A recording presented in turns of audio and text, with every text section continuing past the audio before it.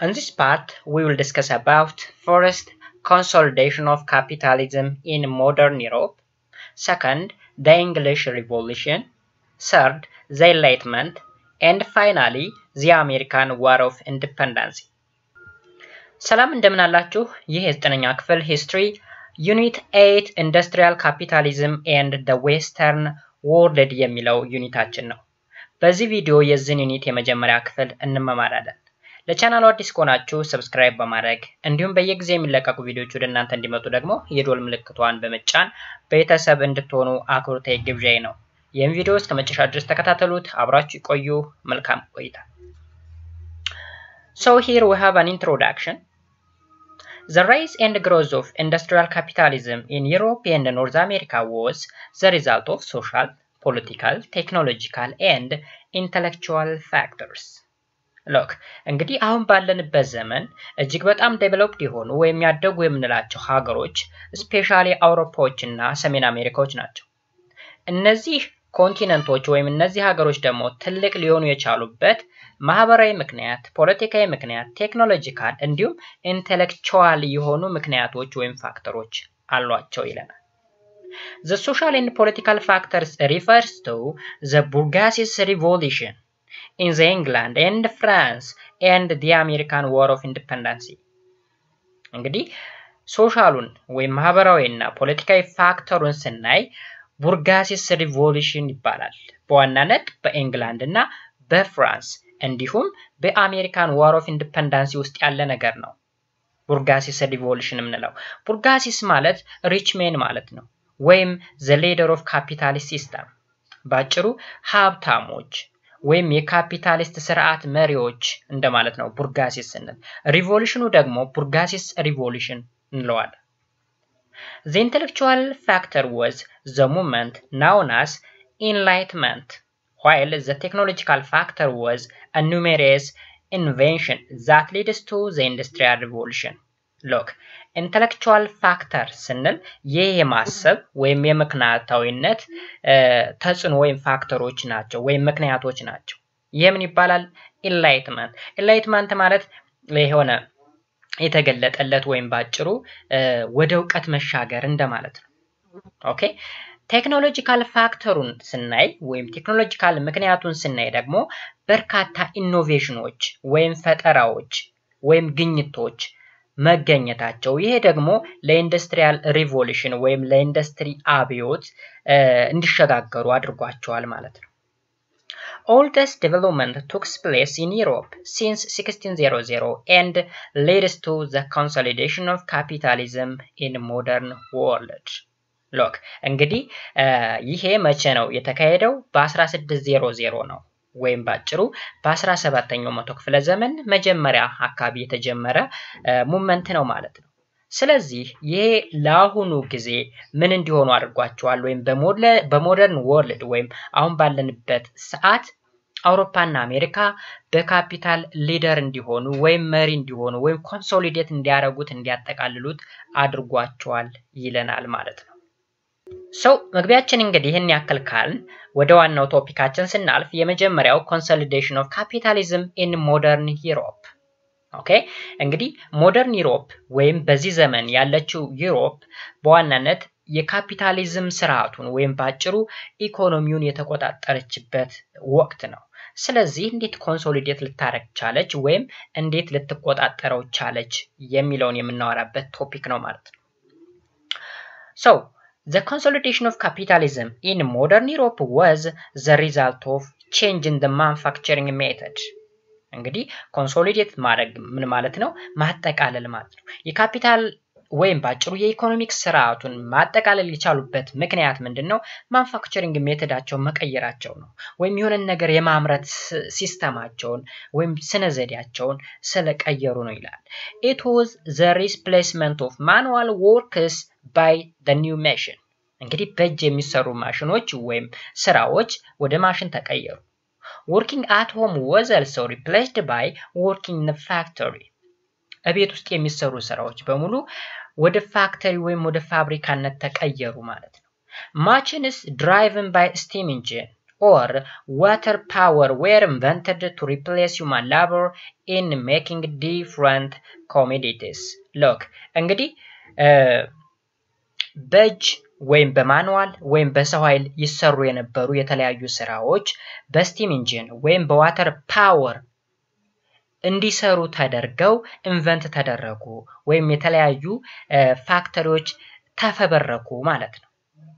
ስለዚህ ይሄ ነገር ለእድገታቸው መሰረት እየሰጠ መጣ ማለት ነው። The production of steel and iron was improved. እንግዲህ በድሮው ስርዓት አይረንና ስቲል ይመረታል ግን የሚያመርቱበት ወይ አዋጭ አልነበረም። ነገር ግን አሁን በመኗራበት ያ ማለት ከ1600 በኋላ አውሮፓ ውስጥ ስቲልና አይረንን የሚያመርቱበት መንገድ ተቀየረ። ኢምፕሩቭ ሆነ፣ አደገ፣ ተሻሻለ ማለት ነው። Communication system was also improved because of the introduction of steam locomotives and steamboat. Okay, እነዚህ steam locomotive ወይም steamboat ምንላቸው በስቲም ያ ማለት በእንፋሎት የሚሰሩ መጓጓዣዎች ላይክ እንደ ቦት ስንል ጀልባ ለምሳሌ የውሃ ላይ ጀልባ በስቲም የሚሰራ ወይም በእንፋሎት የሚሰሩ የተለያዩ መጓጓዣዎችን ኢንቨንት ተደርገዋል ማለት ነው። A large number of working people who had previously worked in their home using their hand and simple tools joined the factory. Look, በርካታ ሰዎች ቤታቸው ውስጥ በእጃቸው ወይም በማኑዋል ስራዎችን ይሰሩ ነበር። እነዚህ ሰዎች ወዴት ተሸጋገሩ ይላል? ማኑፋክቸሪንግ ውስጥ ገቡ ወይም ፋብሪካ ውስጥ ጆይን አድርገው በቀላሉ በሲምፕል ቱል ስራን መስራት ቻሉ ማለት ነው። In these factories, the worker was largely done by machine. እንግዲህ ስራው የሚሰራ ማኑዋሊ ሳይሆን በማሽን ነው ስራው የሚሰራው ማለት ነው። በእጅ መስራትና በማሽን መስራት ደግሞ ያለው ልዩነት ታውቃላችሁ። ስለዚህ በማሽን መስራት ታይምን በአጭር ጊዜ ወይም በቀላሉ በአጭር ጊዜ እንሰራለን፣ ብዙ ምርት ማምረት እንችላለን። በሃንድ ወይም ማኑዋሊ ስንሰራ ግን ረጅም ጊዜ ነው የሚፈጅብን፣ ትንሽ ምርት ነው የምናመርተው፣ እጅግ አድካሚ ነው። ማሽንን መጠቀም ደግሞ ጊዜ ቆጣቢ ነው፣ ጉልበት ቆጣቢ ነው፣ በርካታ ምርቶችን ማምረት እንችላለን ማለት ነው። One of the earlier machines was invented by Hargrave in 1765.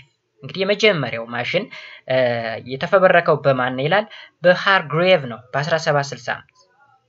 This was the spinning jenny named after his wife. እንግዲህ spinning jenny ተብሎ ይጠራል ስሙ። ስያሜውን ያገኘውም ከዚህ ሰውዬ ሚስት ስም ጋራ የተገናኘ ነው ይለናል። In 1771, Richard Arkwright invented another spinning machine. እንግዲህ ማሽኖች እየበዙ መጡ፣ እየተፈበረኩ መጡ ማለት ነው።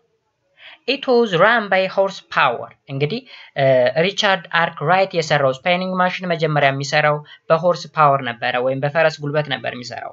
Later it was replaced by water power. ከዛ በኋላ ወደ ምን ጉልበት ተቀየረ? የውሃ ጉልበትን በመጠቀም ማሽኑ እንዲሰራ የማድረግ ስራ ወይም ኢምፕሩቭመንት መሻሻል ታየበት ማለት ነው። By the end of the 18th century, water power was replaced by a new source of power is called steam engine. እንግዲህ water power በምን ተቀየረ? በsteam engine ተቀየረ ማለት ነው። So James Watt invented the steam engine in 1769.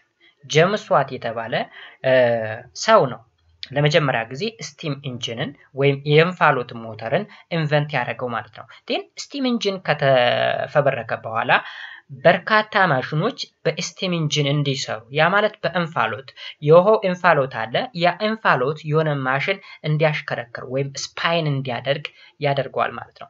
The first steam engine was designed as a pump to drain water out of a coal mine. Look, የመጀመሪያው ስቲም ኢንጂን እንግዲህ ዲዛይን የተደረገው ምን እንዲያደርግ ተብሎ ነው? ዋተርን ድሬን እንዲያደርግ የተፈበረከ ፓምፕ ነው። እንግዲህ ፓምፕን ታውቁት ይሆናል። ፓምፕ ማለት እንግዲህ ውሃን ከጉድጓድ ወይም ከዝቅተኛ ቦታ ወደ ከፍተኛ ቦታ በቀላሉ ሙቭ እንዲሆን ወይም ፑሽ እንዲደረግ የሚያደርግ ማሽን ፓርት ነው ማለት ነው። ስለዚህ የስቲም ኢንጂን ለመጀመሪያ ጊዜ አገልግሎት የጀመረው ምን በማድረግ ነው? ውሃን በማፍሰስ ነው። ያ ማለት as a pump በማገልገል ነው ማለት ነው። The steam engine was also used for iron smelting and printing press. አይታችኋል። አሁን እንግዲህ እዚህ ላይ ፓምፕ ላይ አገልግሏል። ከዚህ በፊት ደግሞ ምን ላይ ያገልግሏል ብለናል ቦት ላይ ስቲም ቦት ላይ ያገልግሏል አሁን ደግሞ አይረን ስሜልቲንግ ማለት ፕሪንቲንግ ፕሬስ ወይም ባጭሩ አይረን ስሜልቲንግ ስንል የማንጠር አይረንን ከማንጠር ጋር እየተገናኘ ማለት ነው ስለዚህ አይረንን ለማንጠርም ምን እንጠቀማለን ማለት ነው ስቲም ኢንጂንን እንጠቀማለን ማለት ነው በዛ ወቅት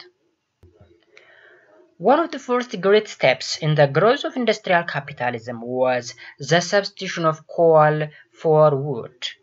Coal was used in the furnace for smelting iron ore.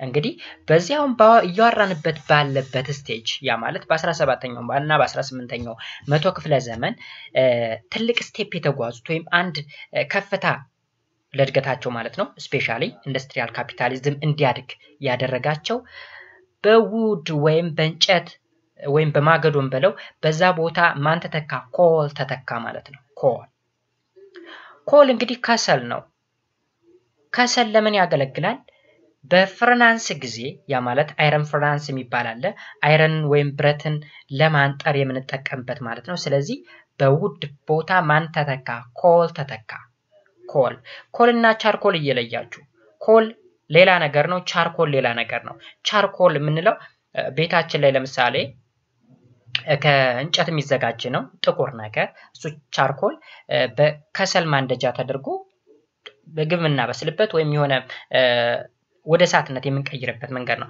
ይሄኛው ኮል ግን ሌላ ነው እንደ ማዕድን ነው ስለዚህ በውድ ቦታ ማን ተተካ ኮል ተተካ ማለት ነው ኮል ደግሞ የሚያገለግለው ለፍርናንስ ወይም ባጭሩ አይረንን ለማንጠር ይጠቅማል ማለት ነው By the early 1800 the steam engine was used in a locomotive steam engine ለምን መጠቀም ጀመር በ18ኛው 00 ለሎኮሞቲቭ ወይም ለመጓጓዣነት ማለት ነው In 18 therefore Richard Trevithick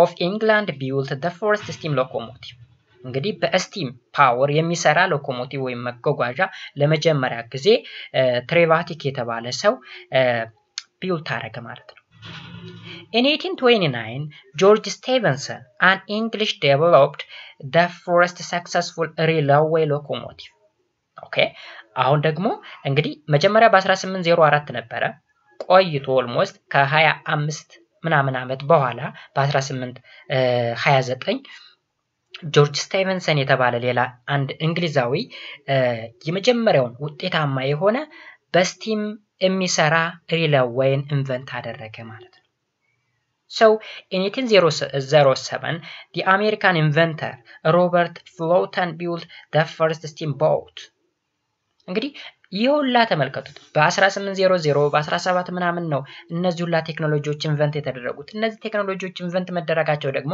በአሁኑ ሰዓት አውሮፓና አሜሪካ ዴቨሎፕድ እንዲሆኑ ወይም ካፒታሊስት እንዲሆኑ ወይም ባጭሩ በኢኮኖሚው ዘርፍ ከፍተኛ ቦታ ላይ እንዲቀመጡ አድርጓቸዋል ማለት ነው ስለዚህ ሮበርት ፉልተን ምንም ቢውልት አደረገ ስቲምቦትን ወይም በስቲም የሚሰራ ጀልባን ኢንቨንት አደረገ The first commercial railway was worked between Stockton to Darlington in Britain in 1825 ለመጀመሪያ ጊዜ እንግዲህ ኮመርሻል ሬልዌይ ማለት እንግዲህ ለንግድ ስራ የሚያገለግል ማለት እንችላለን እሱን የባቡር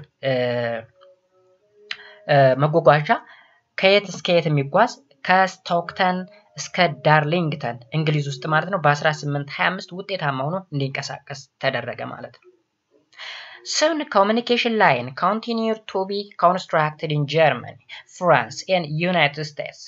እንግዲህ ጀርመኒም ፍራንስም ብሪቴንም የት ነው ያሉት ዩሮፕ ውስጥ ነው ዩናይትድ ስቴትስ ደግሞ ቀድም ላይ ስናወራ የነበረው ነው ያ ማለት በኖርዝ አሜሪካና በዩሮፕ ላይ ከፍተኛ የሆነ ኢኮኖሚ እድገት አለ ስለዚህ በዚህ በሞደርን ወርልድ እነዚህ ስቴቶች ትልቅ የሆኑበት ምክንያት ምን እንደሆነ ነው አሁን እያወራን ያለነው So communication line ደግሞ በየት ማደጉን ቀጠለ ይላል በጀርመኒ በፍራንስ በዩናይትድ ስቴትስ እያደገ መጣ ማለት ነው Large amount of money was invented in the construction of a railway and conducting overseas trades ከፍተኛ የሆነ ገንዘብ ኢንቨስት ተደረገ እዚህ ቦታ ላይ ለምሳሌ ሬልዌዎችን ለመገንባት ወይም ኮንስትራክት ለማድረግ የተለያዩ ትሬዶችን ኮንዳክት ለማድረግ ነው ሄሪላ ወይ ባይዘው የሚያገለግለው ስለዚህ ከፍተኛ የሆነ ገንዘብ ኢንቨስት መደረግ ጀመረ ማለት exchanging of commodity between the town and countryside helped the growth of several local markets የተለያዩ ኮሞዲቲዎች ወይም የሸቀጥ ዕቃዎች ምንላቸው በከተማውና በገጠሩ ማህበረሰብ መካከል በሎካል ማርኬት መገበያየታቸው ደግሞ ሌላ እድገት እንዲያመጣ አድርጓቸዋል these were connected to reach the single national market which could undertake overseas trade overseas trades include slave trades enrich the nation of Western Europe እንግዲህ በዋናነት በዛ ዘመን ትሬድ ስንል ከፍተኛ ቦታውን የሚይዘው ስሌቭ ትሬድ ወይም የባሪያ ንግድ ነው ስለዚህ የባሪያ ንግድም ለማጦጧፍ እጅግ በጣም ምቹ ሁኔታን ፈጠረላቸው ማለት ነው እነዚህ ኢንቬንሽኖች So industrial capitalism had brought about the formation of two major classes the industrial bourgeoisie and the working class also known as proletariat ተመልከቱ አሁን ኢንዱስትሪያል ካፒታሊዝም የሚባለው ሁለት ሜጀር ክላሶችን ያ ማለት ማህበረሰቡ በሁለት ክላስ ተከፈለ ማለት ነው በሁለት ክላስ የመጀመሪያው ኢንዱስትሪያል ቡርጋሲስ ነው ሁለተኛው ክላስ ደግሞ ወርኪንግ ክላስ ወይም ፕሮሌታሪያት ምን ማለት ነው ላባደር ምናምን እንደማለት ነው በጉልበቱ አዳሪ ወይም ሰራተኛው ማህበረሰብ ማለት ነው ቡርጋሲስ ምንላቸው ደግሞ ከበርቴዎች ባለ ሀብቶች ናቸው ፋክተሪ ኦነሮች ናቸው ፋክተሪ ወይም ፋብሪካ ያላቸው ማሽን ያላቸው ናቸው ማለት ነው ስለዚህ ማሽን ያለው አለ ባለ ሀብቱ እዛ ማሽን ውስጥ ተቀጥሮ የሚሰራ ወርኪንግ ክላስ አለ ስለዚህ ኢንዱስትሪያል ሪቮሉሽን እንግዲህ እዛ አካባቢ ያለውን ማህበረሰብ በሁለት ክላስ ከፈለው ማለት ነው ባለ ሀብቱና ሰራተኛው በሚል the bourgeoisie owned the factory building the machine in it the raw material and the finished product bourgeoisie ያ ማለት እንግዲህ ባለ ሀብቶቹ ማለት ነው ማሽኑ አላቸው ኦኬ raw material ወይም ጥሬ ዕቃ አላቸው then finished product አላቸው The wage workers were the industrial proletariat who sold their labor for money wage. እንግዲህ ሰራተኞች ደግሞ ላቦር ወይም ጉልበታቸውን ለዛ ባለሀብት እየሸጡ ገንዘብ ያገኙበታል ማለት ነው ያ ማለት እንደ ቀን ሰራተኛ ወይም የጉልበት ሰራተኛ ሆነው ይሰራሉ ማለት ነው They owned nothing in the production process except their labor. ከጉልበታቸው በስተቀር ምንም ነገር የላቸውም እዛ ውስጥ ይሰራሉ የተወሰነ ገንዘብ ይሰጣቸዋል ይሄዳሉ አለቀ ሌላው ፕሮዳክቱ ብትሉ ማሽኑ ብትሉ ኤቭሪቲንግ የቡርጋሲው ነው ወይም የባለ ሀብቱ ነው ማለት ነው Workers were poorly paid and they also faced a period of unemployment The working hours were long in many cases over 12 hours a day and work discipline was strict ተመልከቱ እንግዲህ ወርከሮች በጣም ደሆች ናቸው ዝቅተኛ ነው የሚከፈላቸው ብዙ ጊዜ ደግሞ ያለ መቀጠር ወይም unemployment period ይበዛል ወይም ስራ የማጣት ጊዜም ይበዛል ከዛ በተጨማሪ working hourአቸው ወይም የሚሰሩበት ጊዜ እጅግ በጣም ረጅም ነው እንደውም ከ12 ሰዓትም በላይ ይሰራሉ በዛ ላይ ዲሲፕሊን የሚባል ነገር አለ ያ ማለት እነሱ ላይ ምንም አይነት መብት የላቸውም ኦኬ ስትሪክት ነው የተገደበ ነበር ማለት ነው So working class ምን ሆነ ማለት ነው እየተጨቆነ ያለበት ሁኔታ ነበር ማለት ነው እንግዲህ በሁለቱ ክላስ መካከል በጣም ዲፈረንስ አለ There was a very big difference between the rich and the working people ስለዚህ the rich ማለት the bourgeoisie and the working people ማለት እንግዲህ በጉልበቱ የሚሰራ ወይም ሰራተኛው ማህበረሰብ መካከል ከፍተኛ የሆነ ዲፈረንስ ነበር The rich were getting richer living condition were often very bad for the worker እንግዲህ ሪቾች እያደጉ ነው ማሽናቸው አለ ሰራተኛ በርካሽ ያገኛሉ ነገር ግን ሰራተኛው ማህበረሰብ ደግሞ በጣም አስጠሊታ የሚባል የኑሮ ዘይቤን እየኖረ መጣ The big industrial town were crowded and unhealthy እንግዲህ ኢንዱስትሪያል ታውን ሆነ ማለት የሆነ ቦታ crowded ነው ወይም የተጨናነቀ ነው የሰው ፍሰቱ ከፍተኛ ነው ከዛ በተጨማሪ ከኢንዱስትሪው የሚወጡ የተለያዩ ውጋጆች አሉ ቆሻሾች አሉ ስለዚህ ለዳው ማህበረሰብ ምቾት አይሰጥም They faced problems of malnutrition and cholera Members of the rural community who came to settle in the urban area too hardly improved their way of life Okay እንግዲህ ምን ይያለን ነው በማልኒውትሪሽን እና በኮሌራ ማልኒውትሪሽን ማለት ያልተመጣጠነ ምግብ የሚያገኙ ማለት ነው። ኮሌራ በሽታ ነው። ስለዚህ ለዚህ መጋለጥ ጀመሩ ማለት ነው። ከዛ በተጨማሪ ተገጠር አካባቢ መተው ወደ ከተማ ሳትል የሚያደርጉ ሰዎች ወይም መኖር የሚጀምሩ ሰዎች ደግሞ ህይወታቸው እጅግ በጣም ከባድ እየሆነባቸው መጣ። ምን ይላል? too hardly improved ይላል። ስለዚህ እጅግ በጣም ከባድ እየሆነባቸው መጣ ማለት ነው ላይፋቸው። then እዚች ጋር ጥያቄዎች አሉን። by the way እዚህ ጋር ያሉት አክቲቪቲዎችን እየሰራ ነው የምናልፈው። which one of the following was immediate result for the industrial revolution? Decrease in population, beginning of the factory system, the rise of slave trades, the introduction of shortened worker hour. እንግዲህ የህዝብ ብዛት መቀነሱ ነው፣ ፋክተሪዎች መስፋፋታቸው ነው፣ የባሪያ ንግድ መስፋፋቱ ነው ወይስ አጭር የጊዜ ሰዓት መኖሩ ነው ይለናል። beginning of factory system ነው። ሁለተኛ ጥያቄ which one of the following invented first?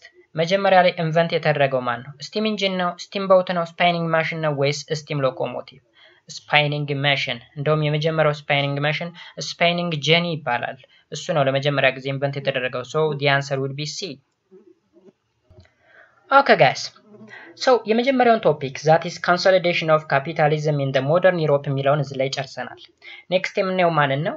the English Revolution የሚለውን ይሆናል። The cause of the revolution can be traced to social, economic, constitutional and religious development over a long period of time.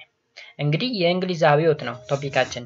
የእንግሊዝ አብዮት እንግዲህ የተነሳበት ኮዞቹ በርካታ ናቸው። ሶሻል ሊሆን ይችላል፣ ኢኮኖሚክ፣ ኮንስቲቱሽናል ወይም ህገ መንግስታዊ ማለት ነው፣ ሃይማኖታዊ ዴቨሎፕመንት ምንድነው ሪሊጂየስ ዴቨሎፕመንት ማለት እንግዲህ ሪፎርሜሽን አለ፣ የሃይማኖት ተሐድሶ የሚባል እዚህ ላይ።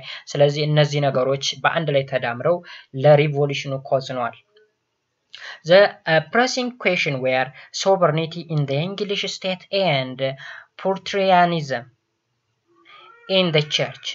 The immediate cause was the imperial attempt to impose the Anglican liturgy in the Scotland.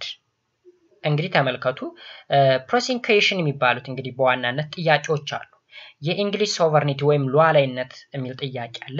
ከዛ በተጨማሪ ደግሞ ፕሪቶሪያኒዝም in the church ቤተክርስቲያን ውስጥ ያሉ አክራሪዎች አሉ ወይም የሃይማኖት አክራሪ የሚባሉ አሉ። ምንድነው የሚባለው? ሃይማኖት ላይ ከፍተኛ የሆነ ትኩረት የሚያደርጉ ወይም የሚያከሩ የሚባሉ ነው። ስለዚህ እነዚህ ሁለቶች pressing question ነበሩ ማለት ነው በዛ አብዮት ዘመን። ኢሚዲየት ኮዙ ምንድነው? ኤምፒረሩ ኦኬ እንግሊዝ ውስጥ የነበረው ኤምፒረር the Anglican liturgy in Scotland ምን ማድረግ ነው? ኢምፖዝ ማድረጉ። እንግዲህ እዚህ ጋር አንግሊካን ማለት የእንግሊዝ ቤተክርስቲያን ማለት ነው። እንግሊዝ ውስጥ ያለ ቤተክርስቲያን ማለት ነው። and ሌላኛው ደግሞ liturgy የምንለው ደግሞ የቤተክርስቲያን ህግ ነው። ስለዚህ ኤምፒረሩ ስኮትላንድ ውስጥ ይህን ህግ አውጥቷል። ስለዚህ ይሄ ህግ መውጣቱ ኢሚዲየት ኮዝ ሆኗል። አንግሊካን ቸርችን ደግሞ ብዙዎች በዛን ዘመን አክሴፕት ያደረጉትም አንፖፑላር የሆነ ቤተክርስቲያን ነበር ይሄ አንግሊካን የሚባለው ማለት ነው። ስለዚህ ኢምፒረሩ ይሄን ነገር ማድረጉ እንደ ኢሚዲየት ኮዝ ተወሰደ ማለት ነው። Queen Elizabeth I, the last ruler of the English Tudor dynasty, died in 1603. She was succeeded by James I, ruled from 1603 to 1625 of the Scotland from the Stuart dynasty. Look, እንግዲህ ኪዩን ኤልዛቤትን ወይም ንግስት ኤልዛቤትን ታውቋታላችሁ። ንግስት ኤልዛቤት ፈርስት ማለት ነው። ንግስት ኤልዛቤት ሰከንድ ደግሞ በባለፈው በዚህ በቅርብ ሰዓት ሞታለች ማለት ነው። ስለዚህ እቺ the first በ17ኛው መቶ ክፍለ ዘመን የነበረች ነች። the second ምንላት ደግሞ ኪዩን ኤልዛቤት the second ምንላት ደግሞ which is በ21st century ወይም በ21ኛው ክፍለ first century ወይም በ21ኛው መቶ ክፍለ ዘመን የነበረች ነች።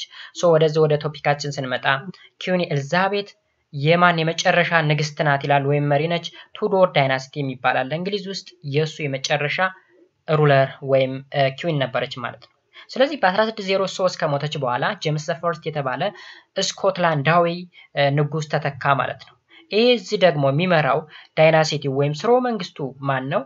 ስቱዋርት ይባላል። ስቱዋርት ዳይናሲቲ There was both public support and opposition against James I and his son and successor Charles I, who ruled from 1625 up to 1649. እንግዲህ both ሲል ሁለቱም ያ ማለት ጄምስ ዘ ፎርስትም በማን ቦታ የተተካው በኩዊን ኤሊዛቤት ዘ ፎርት የተተካው እንዲሁም ልጁ በጄምስ ዘ ፎርት የተተካው ቻርልስ ዘ ፈርስት ሰፖርትም ነበራቸው ኦፖዚሽንም ነበራቸው ማለት ነው ከህዝቡ ያ ማለት ፐብሊክ ሰፖርትም ነበራቸው ፐብሊክ ኦፖዚሽንም ነበራቸው እንግዲህ አንድ መንግስት ወደ ስልጣን ሲወጣ ወይም አንድ መሪ ወደ ስልጣን ሲመጣ ወይም አንድ ንጉስ ሲነግስ ድጋፍም አለው ተቃውሞም አለው ከሱ ወገን የሆኑ ወይም እሱ ከወጣበት ማህበረሰብ አካባቢ የነበሩት ሰዎች ሰፖርት ይሰጡታል ወይም ድጋፍ ይሰጡታል ከሱ ወገን ያልሆኑ ደግሞ ፖዚሽን ይሰጡታል ይሄ ታወቀ ነው በየትኛውም ቦታ ያለ ማለት ነው Those who accepted the divine power and autocratic right of the monarchy supported them. እንግዲህ ሰፖርት የሚያደርጉት እነማን ናቸው ወይም ኦፖዝ የሚያደርጉት እነማን ናቸው የሚለውን supported them እንግዲህ ሰፖርት የሚያደርጓቸው እነማን ናቸው በሞናርኪ ራይት የሚያምኑ ወይም ዳይቪን ፓወር ያ ማለት ዘላለማዊ ስልጣን አለው ብለው የሚያምኑ ሰዎች ማንን ሰፖርት ያደርጉታል ንጉሱን ወይም ኪንጉን ሰፖርት ያደርጉታል ማለት ነው እንግዲህ ዳይቪን ፓወር ማለት ስልጣንን ከፈጣሪ ያገኘ ወይም ዘላለማዊ የሆነ ማለት ነው አውቶክራቲክ ራይት ስንል ደግሞ የአምባገነናዊ መብት ያ ማለት እንደፈለገው አገሪቱን የማሽከርከር መብት አለው ብለው የሚያምኑ ሰዎች ሰፖርት ያደርጉታል ማለት ነው and on the other hand the opposition was related to the religious እንግዲህ ተቃውሞው ደግሞ ከምን ጋር የተዛመደ ነው ከሃይማኖት ጋር የተዛመደ Both James I and his son Charles IV was follower of the unpopular Anglican Church.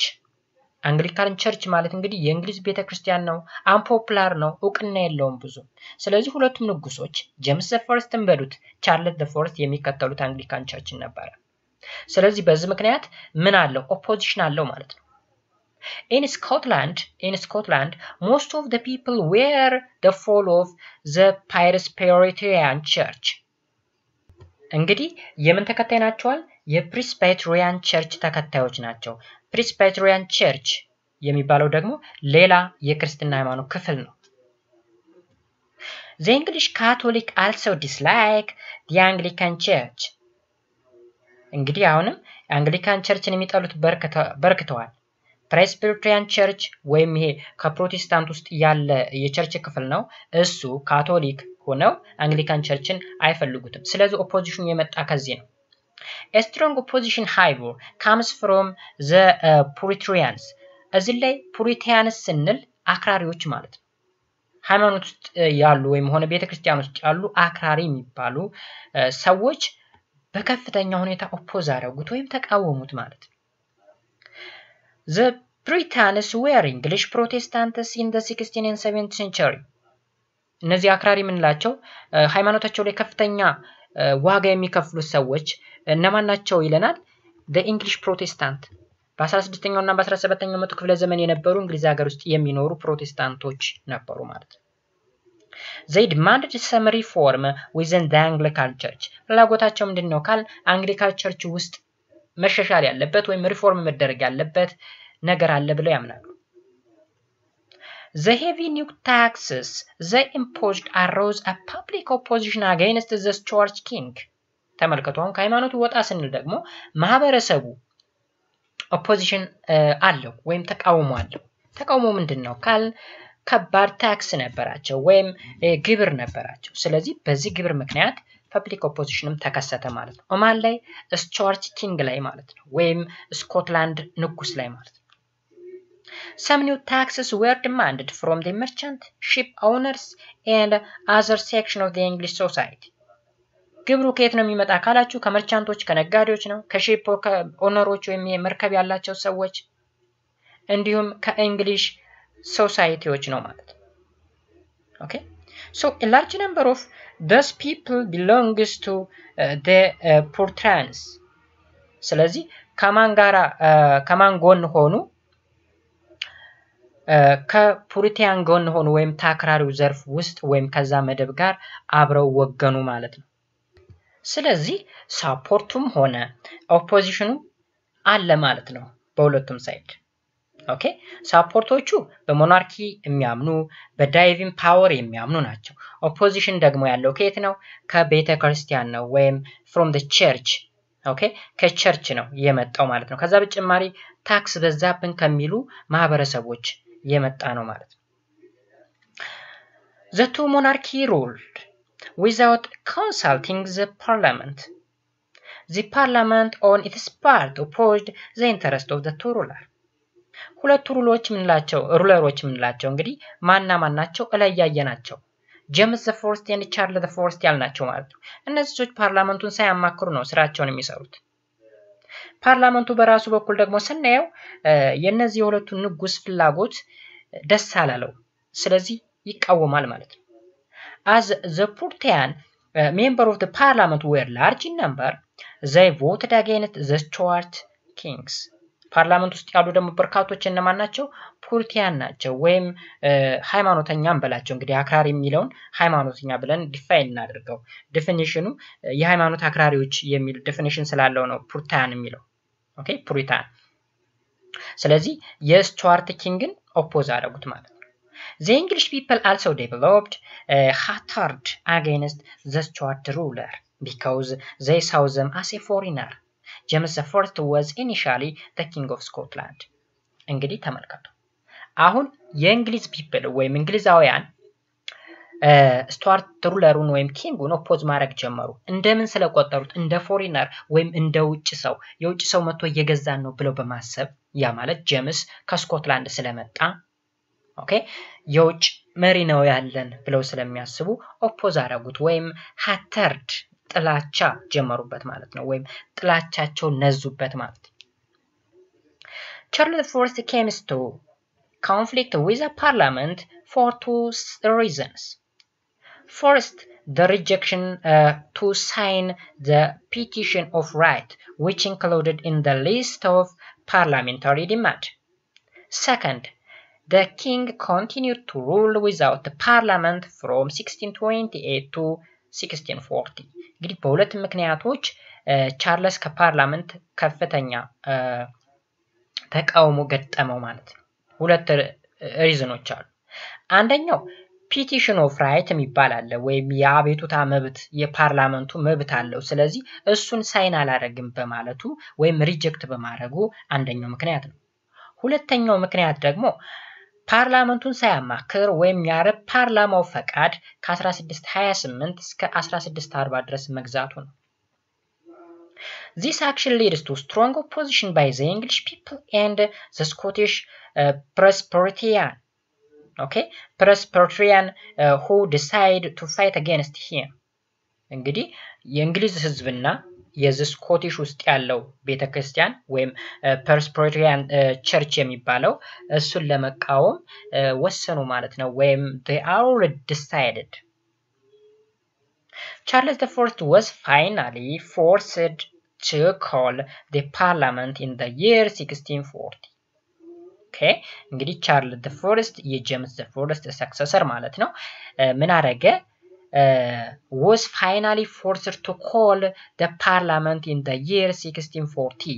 በ1640 እንግዲህ ይህንን ፓርላማውን አስገድዶ ጠራው ማለት ነው።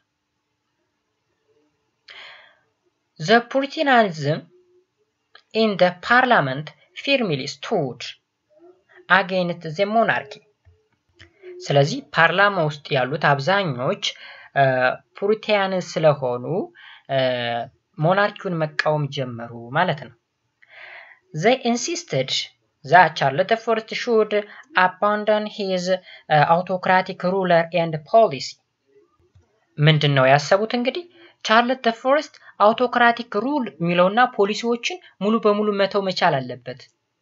ኦኬ ከእንደዚህ አይነት አስተዳደር ወይም አውቶክራቲክ ማለት አምባገነናዊ ከሆነ አሰራር ወይም አምባገነናዊ ከሆነ የመንግስት አሰራር ውጭ መሆን መቻል አለበት፣ ስርዓት ይዞ ማስተዳደር አለበት እንደማለት ነው። እንደዚህ አይነት ጥያቄ ነው ያቀረቡት። In 1642 Charles I tried to arrest the Puritan leader. እንግዲህ ንጉሱም አላረፈም፣ ኦፖዚሽኑም እንደቀጠለ ነው። በ1642 እንግዲህ በ1640 ጠርቷቸው ነበረ፣ ግን ቢጠራቸውም ከፍተኛ የሆነ ተቃውሞ አድርገውበታል። ያ ማለት አውቶክራቲክ ሩለርህን ወይም ፖሊስን ታው ብለውት ነበረ። ነገር ግን በ1642 ምንድነው ያደረገ ቻርልስ እነዚህ የፑሪታን ሊደሮችን ወይም መሪዎችን መያዝ ጀመረ ማለት ነው። አሬስት አደረገ፣ እያዘ ማሰር ጀመረ ማለት ነው። This event caused the outbreak of a civil war that continued until 1649. እንግዲህ ለ7 ዓመታት ያክል የቆየ ሲቪል ዋር ወይም የእርስ በርስ ጦርነት እንዲነሳ አደረገ ማለት ነው። This event was commonly known as English Bourgeois Revolution ተብሎ ይጠራል። English Bourgeois Revolution። ስለዚህ English Bourgeois Revolution ምንድነው ከተባለ ቻርልስ ፎረስት የፖርቲያን ሊደሮችን አሬስት ስላደረገ ህዝቡ ሲቪል ዋር አካሄደ። ስለዚህ ይሄ ሲቪል ዋር ይሄ ሲቪል ዋር ከ1642 እስከ 1649 እንግሊዝ ሀገር ውስጥ የነበረው ሲቪል ዋር English Bourgeois Revolution ተብሎ ይጠራል ማለት ነው። Okay, well, the revolution resulted in the victory of the parliament and the death of the king Charles IV in 1649. እንግዲህ ይህ ሪቮሉሽን መጨረሻው ምን ሆነ?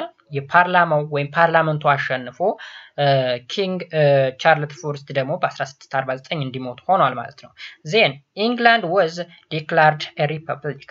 ከዚህ በኋላ ንጉስ የሚባል ነገር ቀረና ሪፐብሊክ ወይም ህዝባዊ መንግስት የሚባል ነገር ተመሰረተ ማለት ነው። ኦሊቨር ክሮምዌል Oliver Cromwell became the leader of the victorious English army. እንግዲህ ይሄ ሰውዬ ኦሊቨር ክሮምዌል የሚባለው ሰው ደግሞ the victorious ማለት እንግዲህ ቻርልስ ፈርስትን ያሸነፈው አርሚ ሊደር ሆነ። He put down a series of revolt in Scotland and Ireland. Cromwell becomes the Lord Protector of the England from 1653 to 1659. እንግዲህ ምን ሆኖ አገለገለ? ለዚህ ለስንት ዓመታት? ለ5 ዓመታት ያክል ሎርድ ፕሮቴክተር ሆኖ ማለት ነው። ሎርድ ፕሮቴክተር ሎርድ ምንድነው? ጌታ ምንለው ወይም ንጉስ ምንለው ማለት ነው። ስለዚህ እሱ ፕሮቴክተር ሆኖ ግን ዋናው ስልጣኑ እንግሊሽ አርሚ ነው ዋናውን ስልጣኑን የተቆጣጠረው ማለት ይቻላል። ግን ንጉስም አለ እዛ ላይ because እንግዲህ ያ ዘመን የድሮ ዘመን ነው። በንግስና ህዝቡም ያምናል። አገር ያለ ንጉስ አትቀመጥም። ስለዚህ ክሮምዌል ደግሞ ሎርድ ፕሮቴክተር ሆኖ ለ5 ዓመታት ያክል ቆይቷል። In 1560 however the parliament restored the monarchy. ፓርላማው እንግዲህ በ1660 ምን አደረገ? የቀደሙን አሰራር ሞናርኪያል ሲስተሙን ሪስቶር አደረገ መለሰው ማለት ነው።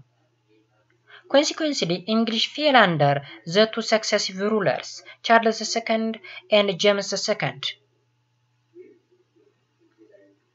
እንግሊሽ እንግዲህ በሁለቱ መሪዎች አማካኝነት ወድቀት ገጠማት። በማንና በማን? ቻርልስ II እና ጄምስ II በተባሉ ማለት ነው። When the kings tried to restore absolute monarchy, the parliament drove them out of the power. እንግዲህ እነዚህ ሁለቱ ንጉሶች መልሰው የሞናርኪ ስራን ስለሰጧቸው አብሶሉት ሞናርኪ መሆን ፈለጉ።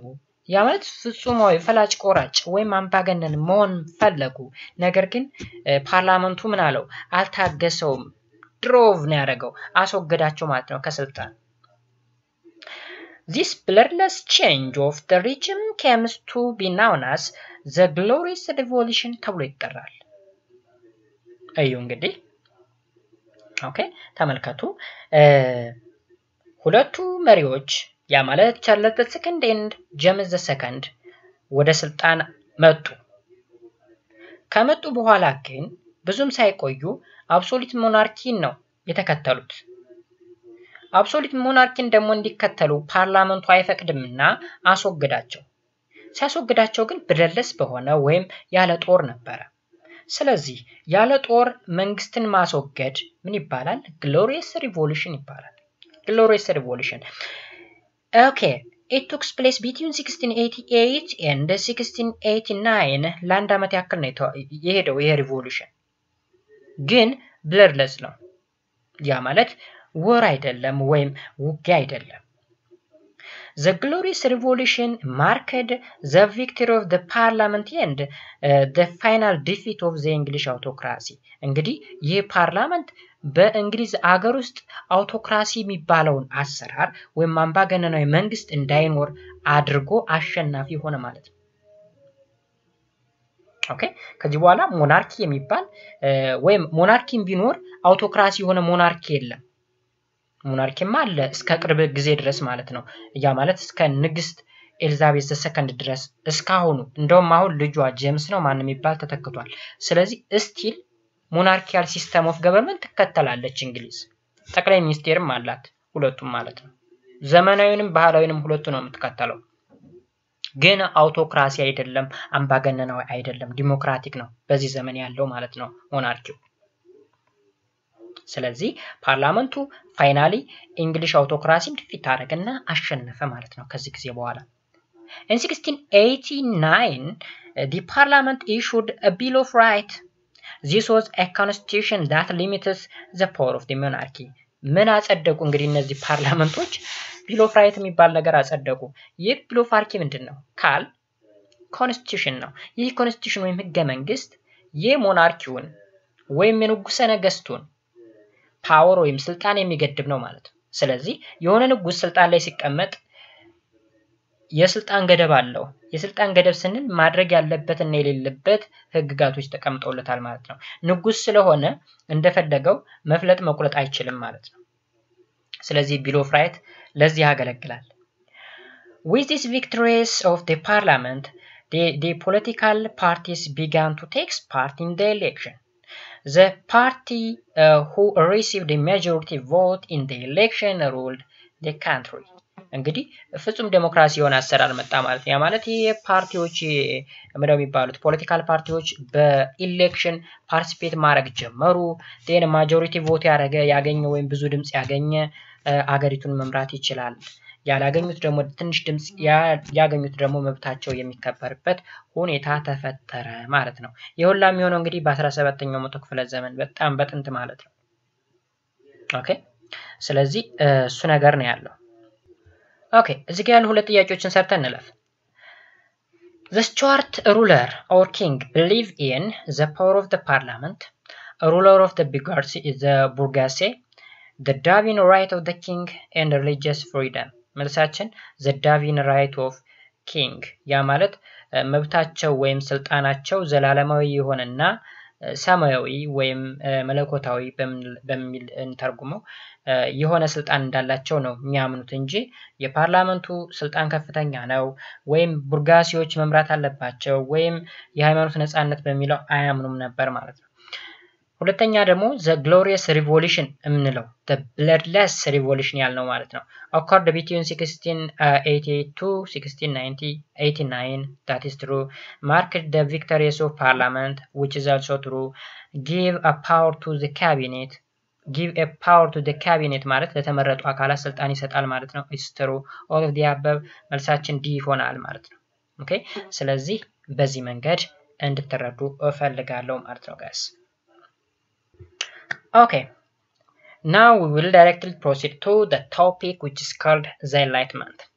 Enlightenment ወደሚለው ቶፒካችን እናልፋለን ማለት ነው ሶስተኛው ቶፒካችን The Enlightenment was the 18th century intellectual movement in the Europe ውስጥ እንግዲህ ያለው intellectual movement ነው Enlightenment የሚባለው intellectual movement ማለት የሐሳብ ልዕልና ወይም ከእውቀት ጋር የተገናኘ ወይም ምክንያታዊነት ጋር የተገናኘ እንቅስቃሴ ማለት ነው It was also known as the age of reason ይባላል reason the age of reason የምክንያታዊነት ነገሮችን በምክንያት ነው የምትጠላው የምትወደው ሰፖርት የምታደርገው የምታቀርበው ማለት ነው or the age of rationalism ይባላል okay rationalism The center of enlightenment was France እንግዲህ መነሻው ከየት ነው ከፈረንሳይ ነው The leader of enlightenment in France were a group of philosophers known as philosophists እነዚህ መሪዎች ደግሞ ምንድናቸው ፍልስፎች ናቸው The most known of the French philosopher was the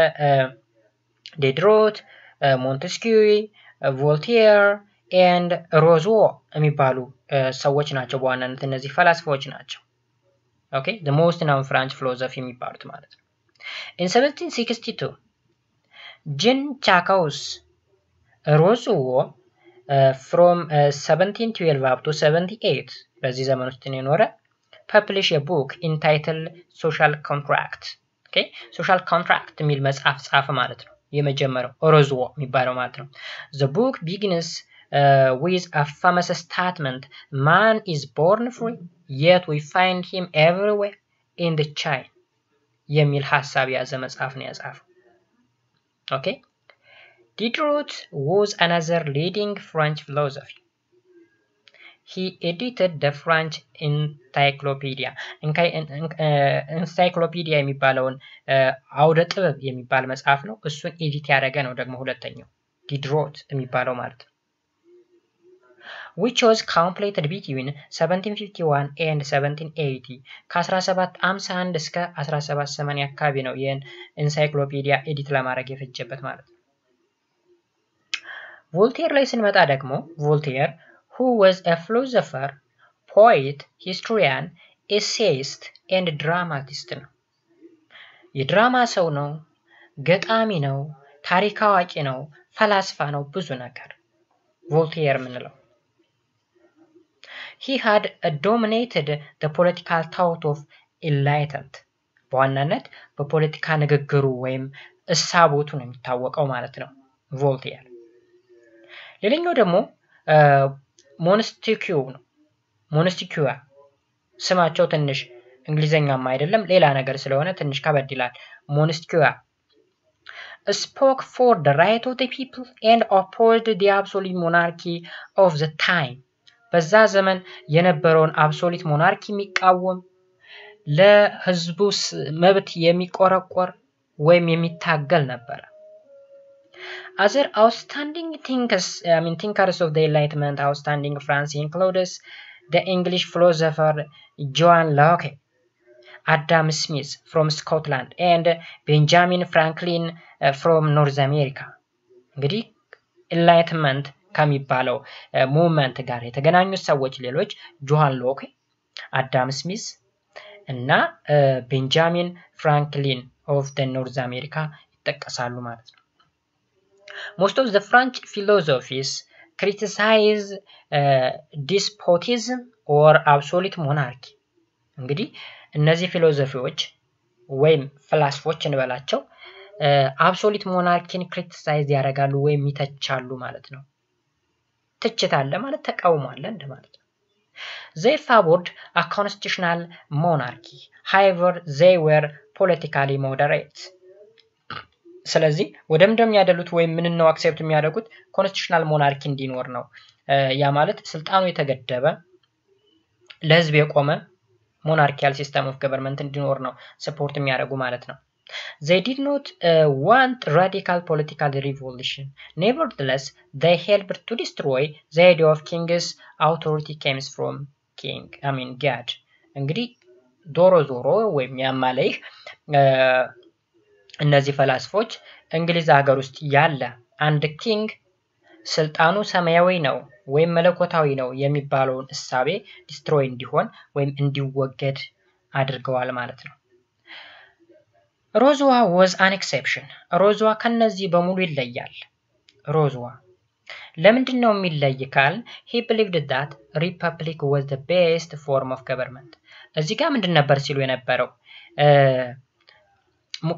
ኮንስቲቱሽናል ሞናርኪ እንዲኖር ነው የሚፈልጉት they favored a constitutional monarchy ላይ የተጠቀስናቸው ሰዎች በሙሉ ምንን ይደግፋሉ ኮንስቲቱሽናል ሞናርኪ እንዲኖር ይደግፋሉ ግን ምን አይነት ሞናርኪ ኮንስቲቱሽናል የሆነ ሞናርኪ ይደግፋሉ ነገር ግን ሮዝዋ የሚባለው ኮንስቲቱሽናል ሞናርኪ ምን ሲጀመር ሞናርኪ የሚባል ነገር ሳፖርት ያደርጋል እሱ የሚደግፈው ሪፐብሊክ የሆነ ሲስተም ኦፍ ገቨርንመንት ነው ወይም ህዝባዊ የሆነ መንግስት ወይም ፎርም ኦፍ ገቨርንመንት ነው ሳፖርት የሚያደርገው unlike the other French philosopher Rousseau believed in democracy በምን ያምናል በዲሞክራሲ ያምናል ማለት ነው እንግዲህ ዲሞክራሲ ምን እንደሆነ በሌላ ትምርታችሁ ተምራችሁታል በሲቪክስ ወይም በሲቲዝንሺፕ ማለት ስለዚህ በሱ እምነት አለው ማለት ነው ሮዝዋ የሚባለው ማለት ነው ስለዚህ እዚህ ጋር እንግዲህ ሮዝዋ ይሄ ነው ሮዝዋ ቮልቴር ምንለው ደግሞ ይሄ ነው ኦኬ ሮዝዋ and ቮልቴር In the economic sphere, the enlightened criticize state of responsibility over business. በኢኮኖሚክ ስፌር ወይም በኢኮኖሚው ዘርፍ ደግሞ ስናየው እነዚህ enlighteneds የሚባሉት ወይም ላይ ያሉ ፊሎሶፈሮች በቢዝነሱ ጉዳይ መንግስት ጣልቃ መግባት መቻል አለበት ወይም ኃላፊነት መውሰድ መቻል እንዳለበት ክሪቲሳይዝ ያደርጋሉ ወይም ይተቻሉ ማለት ነው ወይም ሐሳብ ይሰጣሉ they also attacked Mercantile theory which supported the favorable balance of trade ትሬዱም ምን መሆን መቻል አለበት ባላንስ የሆነ መቻል አለበት ባላንስ መሆን መቻል አለበት ማለት ነው አንድ ትሬድ ወይም ንግድ ላይ በመታገኘው ልክ ነው ግብር መክፈል ያለበት ኦኬ እንጂ somebody ከፍተኛ ትርፍ ያገኘ ግን ምንም አይነት ግብር የማይገብርበት ሰንበዲ ደግሞ ትንሽ የሆነ ትርፍ ያገኘ ከፍተኛ የሆነ ግብር የሚገብርበት ዋይ መኖር የለበትም ብለውም ሐሳብ ይሰጣሉ ወይም ክሪቲሳይዝ ያደርጋሉ። This refers to surplus export items over import one. ኦኬ ስለዚህ ይሄ ደግሞ ምን እንዲሆን ያደርጋል? ኤክስፖርቱ ከኢምፖርቱ የበለጠ እንዲሆን። ኢምፖርት እና ኤክስፖርት በንግድ ዘርፍ ታውቃላችሁ። ኤክስፖርት ማለት ወደ ውጭ የሆነን አይተም ይዞ መውጣት ነው። ኢምፖርት ማለት ደግሞ ማስገባት ነው። ለምሳሌ እኛ ኢትዮጵያውያን ብትወስዱ አብዛኛው ነገር ኢምፖርት ነው የሚደረገው እንጂ ኤክስፖርት የምናደርገው ነገር ብዙም የለም። ኤክስፖርት የምናደርገው ላይክ እንደ ቡና፣ ሰሊጥ ምናምን የመሳሰሉ ካልሆነ በስተቀር አብዛኛው ፕሮዳክት ቤታችን የምንጠቀመው እያንዳንዱ የቤት ዕቃም ብትወስዱ ኤቭሪቲንግ ከየት ነው ኢምፖርት የሚደረገው? ከውጭ ነው። ስፔሻሊ ከቻይና ነው ኢምፖርት የሚደረገው ማለት ነው። The enlightened oppose protective tariffs and method by which the state might control businesses and support free trade. ባጭሩ እነዚህ ሰዎች ምንን ሰፖርት ያደርጋሉ እንደማለት ነው? ፍሪ ትሬድ ወይም ነፃ ንግድ እንዲኖር፣ ነፃ ገበያ እንዲኖር ሰፖርት ያደርጋሉ ማለት ነው። ባጭሩ ተራማጅ ወይም ፕሮግሬሲቭ የሚባሉ ሰዎች ናቸው። በዛ ዘመን ሰለጠኑ የሚባሉ ሰዎች ናቸው ማለት ነው። ሮስዋ supported the existence of small independent peasants and small independent craftsmen. ባጭሩ ፔዛንቶችን በሏቸው ክራፍትሜንም በመንግስት ወይም በሞናርኪው ስር ስላሉ እና ዲፔንዳንት ስለሆኑ ሮስዋ ግን ቢያንስ የተወሰኑ ሰዎች ያ ማለት ጭሰኛ ምንላቸው ወይም ገበሬ ምንላቸው ኢንዲፔንዳንት የሆኑ ሰዎች እንዲኖሩ ይፈልጋል።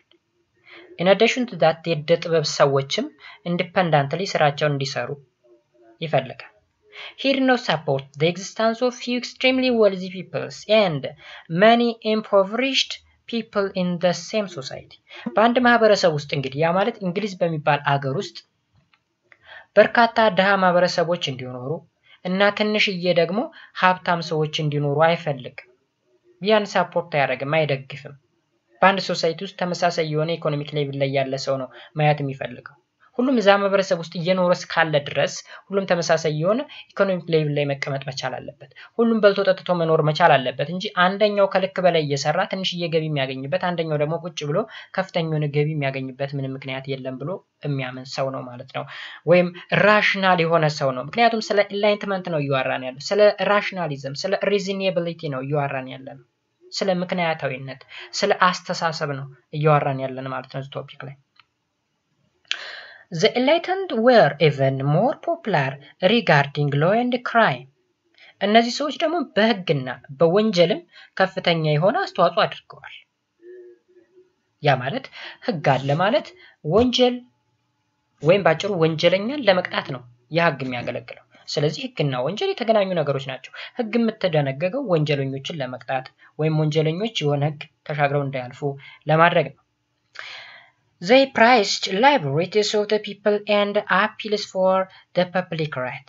At the same time, they criticized autocracy for its feudal injustice against the people. ባጭሩ ለህዝቡ መብት የሚታገሉ ወይም የሚቆረቆሩ ከዛ በተጨማሪ ደግሞ የፊውዳል አውቶክራሲ ወይም አውቶክራቲክ ሲስተም ኦፍ ገቨርንመንቱ ፊውዳል ኢንጀስቲስ ወይም ኢፍትሃዊነት ያካሂዳል በህዝቡ ላይ። ስለዚህ እሱን ነገርን ክሪቲሳይዝ ያደርጋሉ ወይም ኦፖዝ ያደርጋሉ ማለት ነው። The enlightened indicated that education was an opportunity that should be given to the poor. Okay? እንግዲህ education ትምህርት ብዙ ነገሮች የሚሰጡ ለሪች ሜኖች ነው። ነገር ግን ለደሃው ማህበረሰብም እንዲሰጥ ትምህርት እንዲሰጥ እድል እንዲኖር ሲገፋፉ ነበር ወይም ኢንዲኬት ሲያደርጉ ነበር ማለት ነው። This was attempted by opening of school. ምን እንዲሆን ሆነ ማለት ነው? ትምህርት ቤቶች እንዲከፈቱ አደረጉ ማለት ነው። ስፔሻሊ ሮዝዋስ የሚባለው ሰው እጅግ በጣም ከፍተኛ አስተዋጽኦ ያደረገ ልክ በዚህ ዘመን የሚኖር ሰው አይነት ነው የሚመስለው። Among the enlightened, Rousseau's contribution to education consisted in laying the foundation for the separate of development of child-centered learning. Okay? child-centered ማለት ህፃናትን መሰረት ያደረገ የትምህርት ስርዓት እንዲመሰረት አስተዋጽኦ አድርጓል ማለት ነው። He criticized church schools and agitated for more general education by means of state school. ያ ማለት እንግዲህ በሃይማኖት በኩል የሚሰጡ ትምህርቶች አሉ ስፔሻሊ ቸርች ወይም ቤተክርስቲያን ውስጥ የሚሰጡ ትምህርቶች አሉ ከዛ ይልቅ ሞር ጀነራል የሆነ ኤጁኬሽን ሲስተሙ ላይ ሄደው እንዲማሩ የማድረግ ኦኬ ስራ ሲሰራ ነበር ማለት ነው ኦኬ ማለት የማነሳሳት ወይም ባጭሩ ከቤተክርስቲያን ትምህርት ይልቅ ሞር ጀነራል የሆነ ኤጁኬሽን አስፈላጊ ነው በማለት የመንግስት ትምህርት ቤቶች እንዲቋቋሙ በማድረግ ህፃናቶች መንግስት ትምህርት ቤት ላይ እንዲማሩ አስተዋጽኦ ሲያደርግ የነበረ ሰው ነው ማለት ነው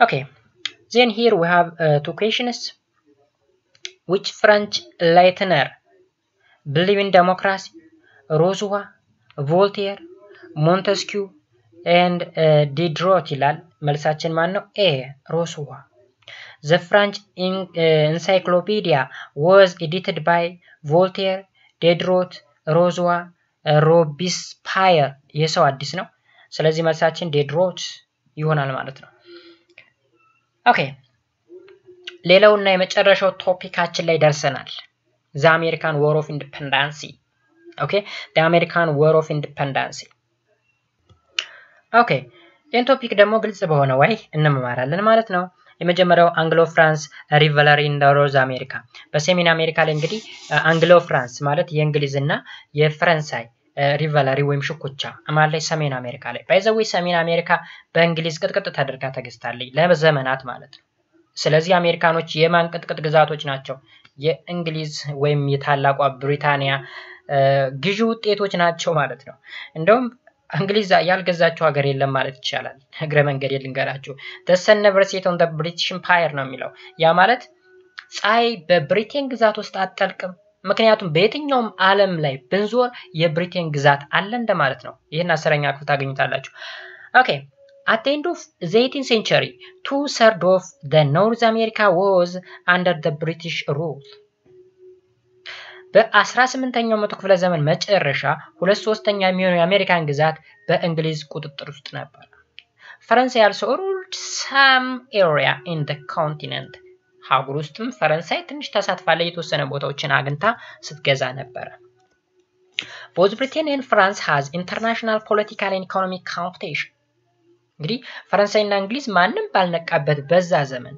አብዛኛው ዓለም ክፍል ደንቆሮ በነበረበት ጊዜ እነሱ ግን ነቄ ብለው ኢኮኖሚውንም ፖለቲካውንም ሞር ኮንትሮል አድርገው ሁለቶቹ ከፍተኛ የሆነ ኮምፒቲሽን ላይ ነበሩ ወይም ውድድር ላይ ነበሩ ማለት ነው Since the early 18th century France was a leading military and commercial power in the North America okay from 1689 to 1763 however there were several revision of the boundary between the various British and French position Both even fought war between 1744 and 1748.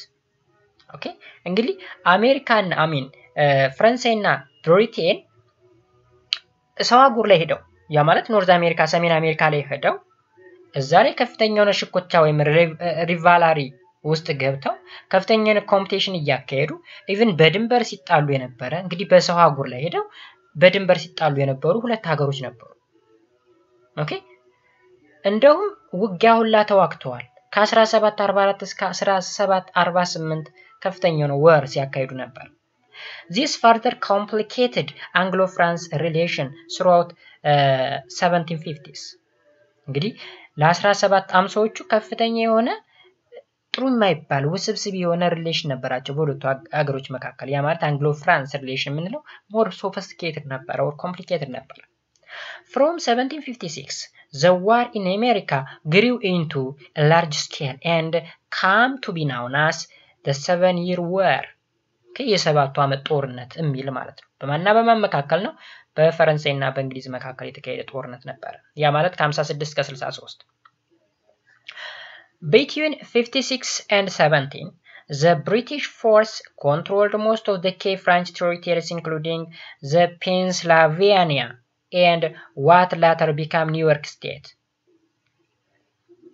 Okay አብዛኛው እንግዲህ የብሪቴን ኃይል የማንን ድንበር መቆጣጠር ቻለ ማለት ነው የፈረንሳይን ድንበር ስንል የት ነው እዛው አሜሪካ ስፔሻሊ ማን የሚባለው ፔንሲልቫኒያ ፔንሲልቫኒያ የሚባል ቦታ አሁን ማን ይባላል ኒውዮርክ ተብሎ የሚጠራው ማለት ነው ኒውዮርክ ኒው እና ዮርክ ነው እዚህ ግረ መንገድ ልንገራችሁ ዮርክ ማለት ብሪቴን ውስጥ ወይም እንግሊዝ ውስጥ ያለች ቦታ ከተማ ነች ኒው መባሏ ደግሞ አሜሪካ ውስጥ የተገኘች ሌላ ዮርክ የምትባል ማለት ነው ስለዚህ ኒውዮርክ የት ነው ያለው አሜሪካን ውስጥ ዮርክ ደግሞ የት ነው ያለው ብሪቴን ውስጥ ማለት ነው እንደውም ኒውዮርክ ውስጥ ምናልባት በጉግል ማፕ ምናምን ማየት ከቻላችሁ አብዛኞቹ መንገዶች ስትሬቶች የተሰየሙት በእንግሊዝ ንግስቷ በኩዊን ኤልዛቤት ነው ኩዊን ኤልዛቤት ስትሬት 1 ኩዊን ኤልዛቤት ስትሬት 2 ምናምን እየተባለ ነው የተሰየመው The British won against the French victory at the Quebec in September 1759 This weakened French military power and leads the end of the war እንግዲህ ከዚህ ሹክቻ ወይም ከዚህ ፉክክር ፈረንሳይ ገለል ትደረግ ነው The French Empire in the North America came to an end by the Treaty of Paris in 1763 እንግዲህ ፓሪስ ውስጥ ወይም የፈረንሳይ ዋና ከተማ ነች እዚህ ቦታ ላይ በ1763 ትሪቲ ወይም ስምምነት ተካሂዶ ፈረንሳይ ኖርዝ አሜሪካን እንድትለቅ ተደረገ ማለት ነው The British Empire now dominated the whole of the North America east of the Mississippi River እንግዲህ በሚሲሲፒ ሪቨር ምስራቃዊ ክፍል አካባቢ ያለውን አብዛኛውን የአሜሪካን ግዛት መቆጣጠር ቻለች ማለት ነው ብቻዋን ብሪቴን then ወደ war of independence unit እንግዲህ ፈረንሳይና ብሪቴን ሰሜን አሜሪካ ላይ ያለ ማንንም ሃይባይ እንደልባቸው ሲቦርቁ ነበር ሰው አሜሪካኖች ይሄንን ነገር ለማስወገድ ተነስተው ከገዣቸው ጋር ጦርነት ያረጉበት ማለት ነው war of independence ወይም ለነጻነት የተደረገ ውጊያ ማለት ነው war of independence When the 7-year war ended in 1763 that means between France and Britain ማለት ነው Britain had secured her interest in the new world ምንለው ማለት ነው ኖርዝ አሜሪካ ማለት ነው ስለዚህ ጦርነቱ ካለቀ በኋላ ያ ማለት ለ7 አመታት ያክል ጦርነቱ ተካሂዶ በ1763 ከተሸነፈች በኋላ እንበለው ከተሸነፈች ማለት እንችላለን ምክንያቱም ፓሪስ ላይ ነው ስምምነቱ የተካሄደ ደር ሙሉ በሙሉ ብሪቴን እንድትይዘው ተደረገ ከዛ ፍራንስ ተወገደች ማለት ነው The French colony in Canada had fallen under the British rule ካናዳ ማለት እንግዲህ ሰሜን አካባቢ ያለ የአሜሪካን ግዛት ነው ያ ማለት አሁን ካናዳ ራሱን የቻለ ነው ራሱን የቻለ ሀገር ነው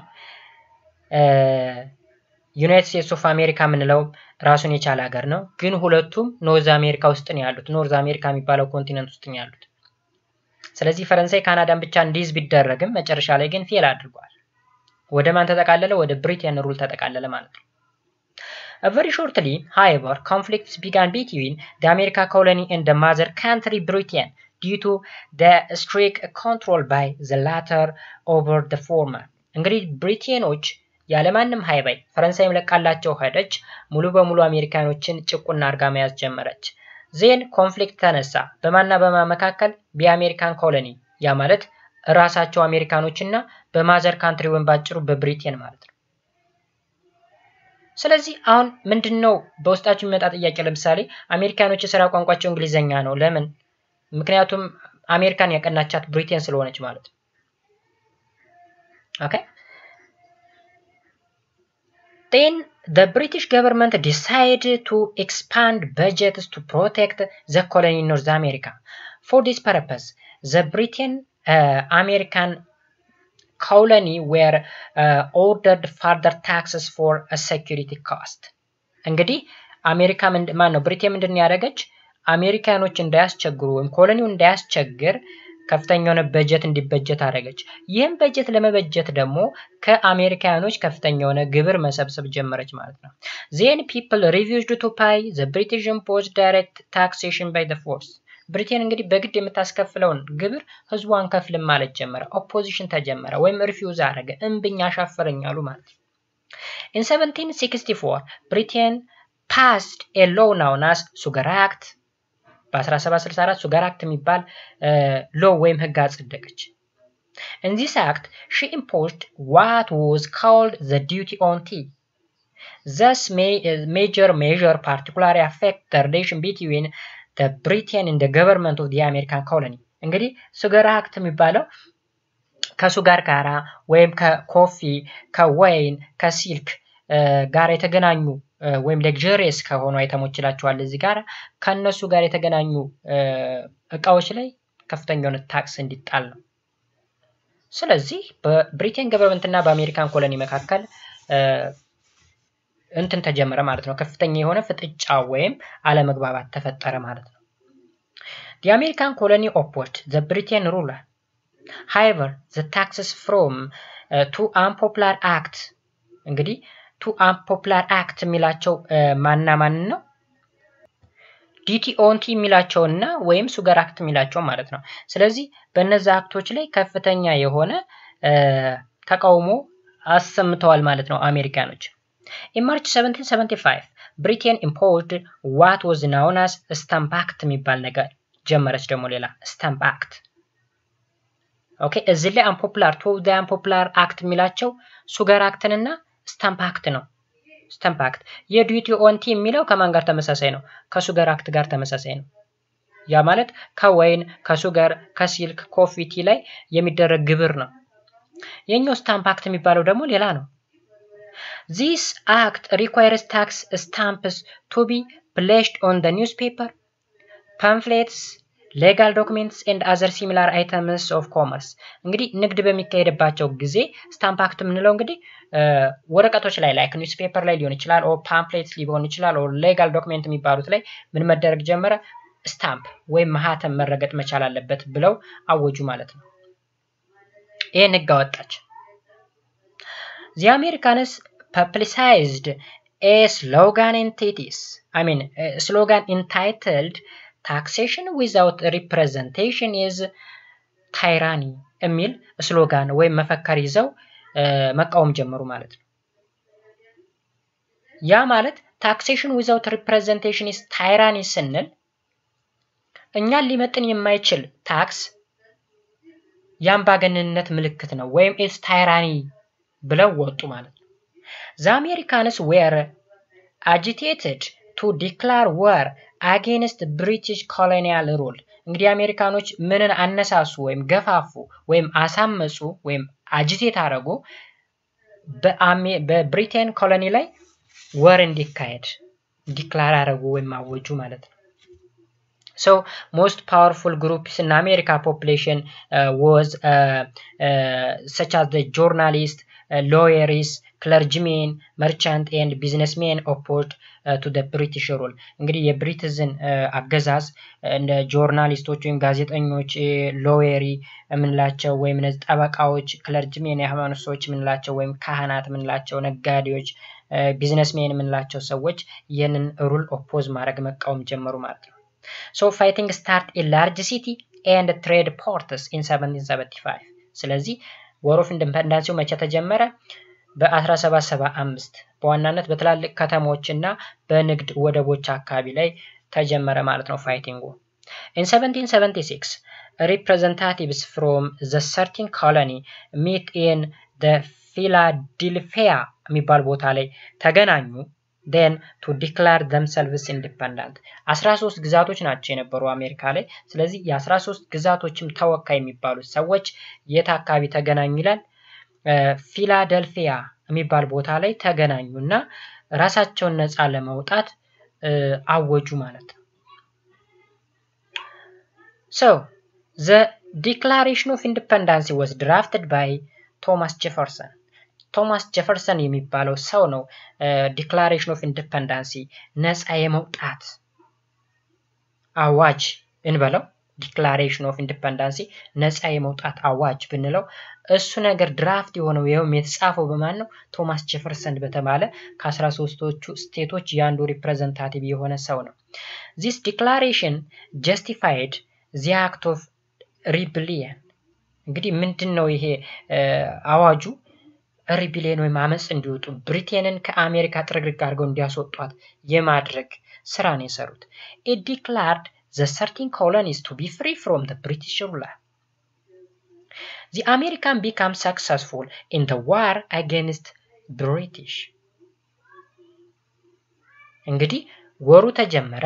war of independence ወይም ነፃ የመውጣት ጦርነቱ ተካሄደ።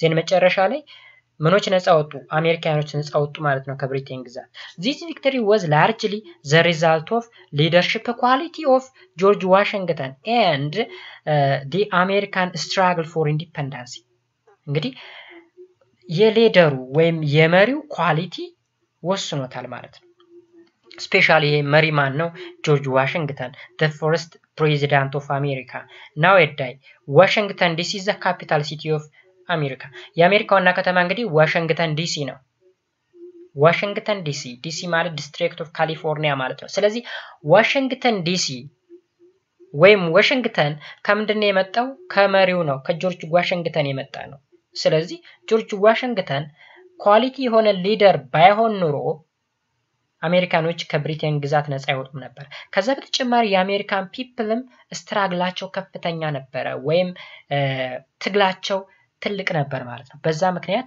ነፃ ወጡ ማለት ነው ስለዚህ እዚህ ጋር እንደምታዩት ቶማስ ጄፈርሰን ማለት ይሄ ሰው ነው ጆርጅ ዋሽንግተን ማለት ደግሞ the first president of America ይሄ ሰው ነው ማለት ነው አሁን ላይ ወደ 47 ወደ 48ኛ ወይም 46ኛ ፕሬዚዳንት ደርሰዋል ያ ማለት ማን ማለት ነው ጆ ባይደን ምን ነው ማለት ነው ስለዚህ እዛ አካባቢ ደርሰዋል ከዚህ ሰው እየጀምሮ ማለት ነው In 1781 British army was surrounded at Yorktown ዮርክ የት ነው ያለችው እንግዲህ ብሪቴን ውስጥ ነው ያለች እዛ ላይ ሄደው ተቀመጡ ማለት ነው and in 1783 the British government accepted defeat ስለዚህ መሸነፋቸውን አክሴፕት ያደረጉት በ1783 ነው ማለት ነው 30 American states had now emerged from the war victorious a constitution was signed by the majority of delegates on September 17, 1787 እንግዲህ ኮንስቲቱሽንም እነዛ 13 ስቴቶች በአንድ ላይ ሆነው አንድ ህገ መንግስት አጸደቁና በመቼ ነው ያጸደቁት በ1787 ያጸደቁትን በማን ነው በድልጌታቸው ወይም በተወካያቸው ማለት ነው ከ13ቱም ስቴት አንድ ሰው ተውጣቶ ወጥቶ ህገ መንግስት ራቲፋይ እንዲሆን ወይም እንዲጸድቅ ተደረገ ማለት ነው The Constitutional Convention of 1787 however faced a series of challenges in 1788 when division was created between the federalist and anti-federalist በፌደራሊስት እና በአንቲፌደራሊስቱ መካከል ደግሞ በ1788 ገደማ ኮንፍሊክት ወይም ሲሪየስ የሆነ ቻሌንጅ ገጠመው ፌደራሊስት እና አንቲፌደራሊስት ፌደራሊስት ሲስተም ኦፍ ገቨርንመንት ማለት ምን ማለት ነው የጥምር መንግስት ማለት ነው የጥምር መንግስት ማለት የተለያዩ መንግስቶች በአንድ ሆነው አንድ ፌደራል መንግስት ወይም አንድ የጋራ መንግስት የሚያቋቁሙበት ማለት ነው you can take Ethiopia as an example ኢትዮጵያ እንደምሳሌ መውሰድ ትችላላችሁ ኢትዮጵያ እንግዲህ ወደ 9 የሚደርሱ ስቴቶች ነበሩ አሁን ተበታትነው ብዙ ወደ 11 ምናምን ደርሰዋል ሶ እነዚህ እያንዳንዱ መንግስት ለምሳሌ የትግራይ መንግስት የአማራ ኦሮሞ ሶማሌ ምናምን እያለ ወደ 9 ምናምን የሚደርሱ 10 ምናምን እንበላቸው እነሱ እንግዲህ ራሳቸውን የቻሉ መንግስቶች ናቸው በአንድ በጋራ ሆነው አንድ ፌደራል መንግስት አቋቁመዋል ያ ፌደራሊዝም ሲስተም ኦፍ ገቨርንመንት ይባላል ስለዚህ በፌደራሊስት የሚያምኑትና አንቲ ፌደራሊስት የሆኑት የፌደራሊስት ተቃዋሚ የሆኑት መካከል ሲሪየስ የሆነ ቻሌንጅ ተፈጠረ ማለት ነው the federalist favored a strong central government but the anti-federalist preferred a loose of association of a separate state ምን አሉ እንግዲህ ፌደራሊስቶች አንድ ጠንካራ የሆነ መንግስት እንመስረት ሲሉ አንቲ-ፌደራሊስቶች ደግሞ ራሳችንን እንችላለን ለየብቻችን መመስረት እንችላለን ነፃ ከወጣ ምን ችግር አለው የሚል አይነት ሐሳቢያ መጡ The anti-federalists continued to oppose the federalist view until June 1788. እንግዲህ እስከ 1788 ድረስ ኦፖዝ ሲደረጉ ከቆዩ በኋላ በጁን 25 መልሰው አንቲ-ፌደራሊስቶች ፌደራሊስቶችን ጆይን አደረጉና ኮንስቲቱሽናቸውን ራቲፋይ ያደረጉ ወይም አጸደቁ ማለት ነው ኦኬ አጸደቁ የመጨረሻ ላይ ኢፌክቱን እናያለን The effect of the American War of Independence. አሜሪካን ራሷን ነፃ ለማውጣት ያደረገችው ጦርነት ውጤቱ ምን ሆነ? The War of Independence brought about the liberation of the American people from the British rule. የመጀመሪያው አሜሪካኖች ከእንግሊዝ ግዛት ነፃ እንዲወጡ ወይም ራሳቸውን ነፃ እንዲያደርጉ አድርጓል. It also created independent American nation which were formerly the British colony. እንግዲህ የብሪቲሽ ኮሎኒ ነበረችው አሜሪካ ራሷን ችላ ኢንዲፔንደንት የሆነች የአሜሪካ ግዛት ተብላ እንድትመሰረት አድርጓል This nation finally created the United States of America መጨረሻ ላይ ዩናይትድ ስቴትስ ኦፍ አሜሪካ የሚል ሀገር ወጣት ማለት ነው። ዩናይትድ ስንል የተቀላቀሉ የተዋሃዱ ማለት ነው። እነማን 13ቱ ስቴቶች ማለት ነው። The America War of Independence highly influenced many nations like France and Latin America. ይሄ ደግሞ ይሄ ዋር ለፍራንሳይ እና ለደቡብ አሜሪካኖች እንደ ሞራል ሆናቸው ወይም ሌላ አዲስ ነገር እንዲፈጠር ወይም ባጭሩ ተጽዕኖ ፈጠረባቸው ማለት ነው።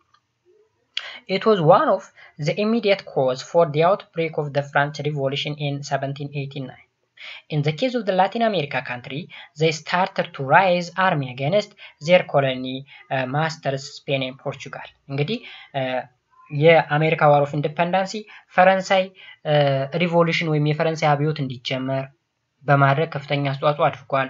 ከዛ በተጨማሪ ደቡብ አሜሪካኖች ደግሞ ራሳቸውን ከገዣቸው ያ ማለት ከስፔንና ከፖርቹጋል ነፃ እንዲያወጡ ረድቷቸዋል ማለት ነው። The America War of Independence did not abolish slavery. እንግዲህ አሜሪካ ዋር ኦፍ ኢንዲፔንደንስ የባሪያ ንግድን ወይም ባርነትን ነፃ አላረገም ወይም ባሪያ የሚባለው ሐሳብ ይቅር አላለም። ባሪያ የቀረበት በኋላ ነው፣ በእነ አብርሃም ሊንከን ዘመን ነው። በኋላ ማለት ነው የአሜሪካ 16ኛው መሪ ነው። በዛ ዘመን ነው ስላቨሪ ስቶፕ እንዲያደርግ የሆነው። At the same time, it did not consider the red Indian as a citizen. እነዚህ ሬድ ኢንዲያንስ የሚባሉ አሉ አሜሪካ ውስጥ የሚኖሩት። እነሱ እንደ ሲቲዝን እንደ ዜጋ ይቆጠሩ ነበር። Nevertheless, it was an important step for the creation of United States of America, which had shown a more rapid industrial development since then. እንግዲህ የሆነው ሆኖ የአሜሪካ ዋር ኦፍ ኢንዲፔንደንስ ዩናይትድ ስቴትስ ኦፍ አሜሪካ የተባለች ጠንካራ ሀገር እንድትመሰረትና በኢንዱስትሪ ዴቨሎፕ የሆነችው የሚበለጸገች ሀገር እንድትፈጠር አድርጎ እስካሁን ድረስ በአለም ላይ እንዲስወርድ በኢኮኖሚው ዘርፍ ቁጥር አንዱና ኢኮኖሚው እንድትቆጣጠር አድርጓታል ማለት ነው የወር። ስለዚህ ዋር ኦፍ ኢንዲፔንደንስ is very important እንላለን።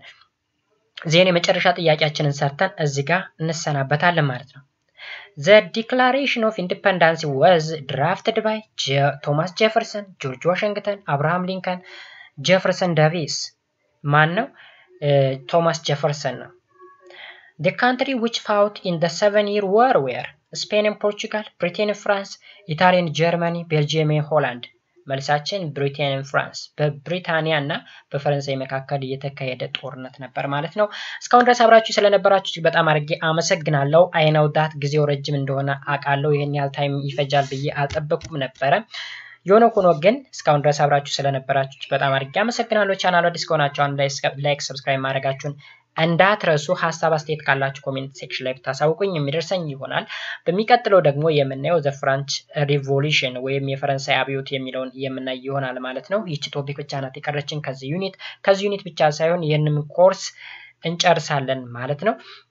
ስለዚህ ዘ ፍራንች ሪቮሉሽን የሚለውን በፓርት 2 እናያለን። እስከዛው ድረስ ግን መልካሙን ሁሉ እመኝላችኋለሁ። መልካም ጊዜ። ባይ ባይ።